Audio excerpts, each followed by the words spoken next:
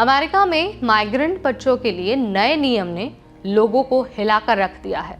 अब अगर कोई रिश्तेदार या फिर माता पिता इन बच्चों को अपनाना चाहते हैं तो पहले उन्हें अपनी इमिग्रेशन जानकारी सरकार को देनी होगी, और अगर उनके पास सही डॉक्यूमेंट्स नहीं हुए तो बच्चा तो अनाथालय में रहेगा और रिश्तेदार खुद डिपोर्ट हो सकता है। इतना ही नहीं बल्कि माइग्रेंट बच्चों को कोर्ट में लड़ने के लिए जो कानूनी मदद मिलती थी उसे भी अब खत्म कर दिया गया है। मतलब छोटे छोटे बच्चे अब बिना किसी वकील के अपनी जंग खुद लड़ने वाले हैं। तो क्या ये नया नियम इन बच्चों के लिए और मुसीबतें लेकर आएगा? क्या अमेरिका में माइग्रेंट्स के लिए हालात और बदतर हो जाएंगे? आज सारे आंसर्स आपको देंगे इसी वीडियो में। Hi everybody, I am Neha Upadhyay and you are watching NBT tech it. America में ऑफिस फॉर रिफ्यूजी रिसेटलमेंट यानी कि ORR उन बच्चों की देखभाल करता है जो बिना माता पिता के अमेरिका पहुंचते हैं। अब तक जब ये बच्चे अमेरिका पहुंचते थे तो ORR इन्हें उनके माता पिता या फिर रिश्तेदारों को सौंप देता था जो उन्हें स्पॉन्सर करते थे।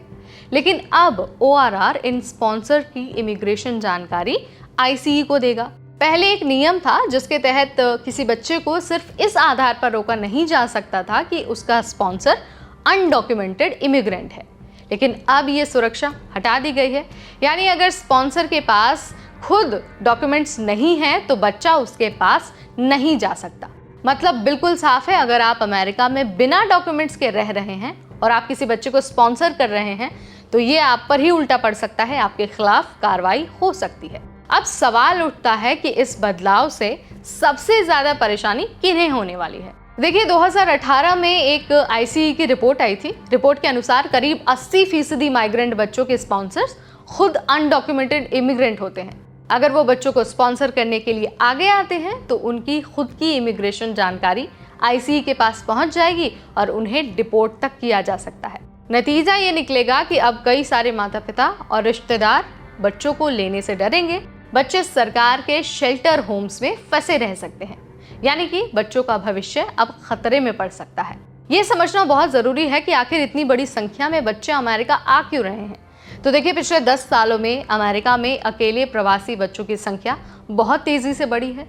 2014 से अब तक हर साल हजारों बच्चे अमेरिका आ रहे हैं। ये बच्चे मेन रूप से सेंट्रल अमेरिका यानी कि ग्वाटेमाला, होंडुरस या फिर एल सल्वाडोर से आते हैं। इसके पीछे 3 बड़े कारण हैं। एक तो गैंग वायलेंस। कई देशों में बच्चों को गैंग में भर्ती किया जाता है जिससे बचने के लिए वो अमेरिका भाग आते हैं। इसके अलावा गरीबी और भूखमरी भी बहुत बड़ा कारण है। इन देशों में जो आर्थिक हालात हैं वो इतने खराब है कि माता पिता अपने बच्चों को अमेरिका भेजने पर मजबूर हो जाते हैं। इसके अलावा अमेरिका की नीतियां भी इसके पीछे बहुत बड़ा कारण है। पहले माइग्रेंट बच्चों को अमेरिका में रहने की छूट मिलती थी, इसी वजह से लोग उनको अमेरिका भेजने लगे थे। अब सवाल ये है कि इस नए नियम से आगे क्या होने वाला है और किसी समस्या होने वाली है। तो देखिए, माता पिता और रिश्तेदार डर के कारण बच्चों को स्पॉन्सर करने से कतराएंगे। इसका मतलब ये है कि बच्चे सरकार के डिटेंशन सेंटर्स में लंबे समय तक रह सकते हैं। बच्चों के मानसिक और शारीरिक स्वास्थ्य पर बुरा असर पड़ेगा। अमेरिका में डिटेंशन सेंटर्स की स्थिति पहले से ही खराब है। कई रिपोर्ट्स में सामने आया है कि बच्चों को भीड़ भाड़ वाले कमरों में रखा जाता है, साफ सफाई की समस्या होती है उन कमरों में, और कई मामलों में तो बच्चों के साथ दुर्व्यवहार भी किया जाता है। इस फैसले से बच्चों का भविष्य और ज्यादा मुश्किल हो सकता है और माइग्रेंट बच्चों को तो कानूनी मदद मिलना भी अब बंद हो गया है। अब देखिए, ये सब कुछ तो पहले से ही परेशान करने वाला था, लेकिन सरकार ने अब इन बच्चों को दी जाने वाली जो कानूनी सहायता है उसे भी बंद कर दिया। मतलब अब बच्चे खुद ही इमिग्रेशन कोर्ट में अपनी दलीलें पेश करेंगे, जो भी उनकी जंग है वो खुद लड़ेंगे।